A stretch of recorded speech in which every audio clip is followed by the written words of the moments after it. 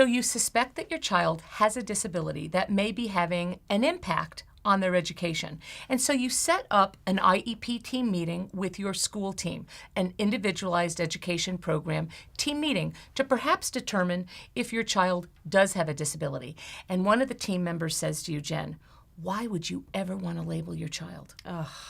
This is something I hear a lot. I hear it from clients who call me and tell me that somebody said that to them, sometimes not even at an IEP meeting, but outside, pulled them out afterwards and say, why would you want your child labeled? Or don't you think this is going to stigmatize your child?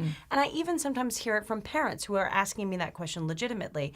If we agree to have him identified, is that going to stigmatize him? And they're concerned about it. So let's break it down first, and then we can give parents some practical tips on how to respond to it when they're asked that question.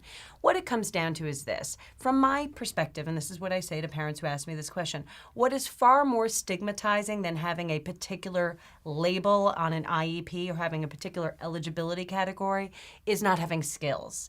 And if the path to having certain skills is getting specialized instruction and related services, then who cares what the paperwork says? I mean, the paperwork should properly reflect the disability and make sure that we're meeting the needs. But ultimately what really matters is whether in third grade your child is not reading versus whether or not your child has a particular educational record. Right. And the other way that question might be asked is, why would you want to label your child? Why would you identify your child? And to which I think one of the responses can be, it's not that I want to label my child. I want to identify what my child's needs are, so we then as a team could meet my child's needs. So it's also taking that there's a negative connotation to the word label.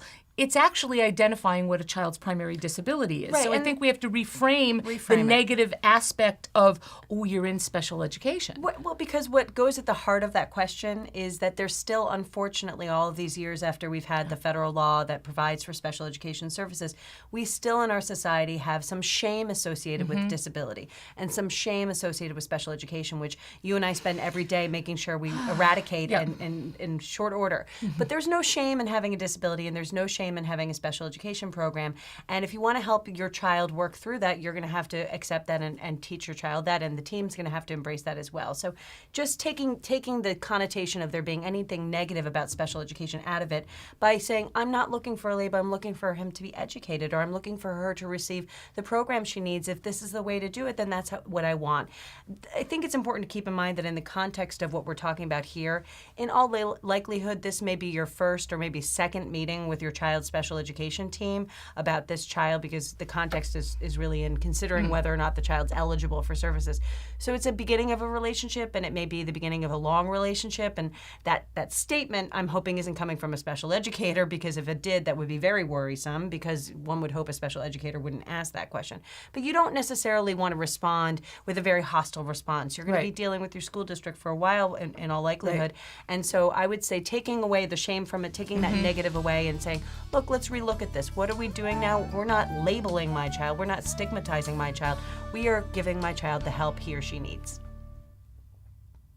Your special education rights simplified.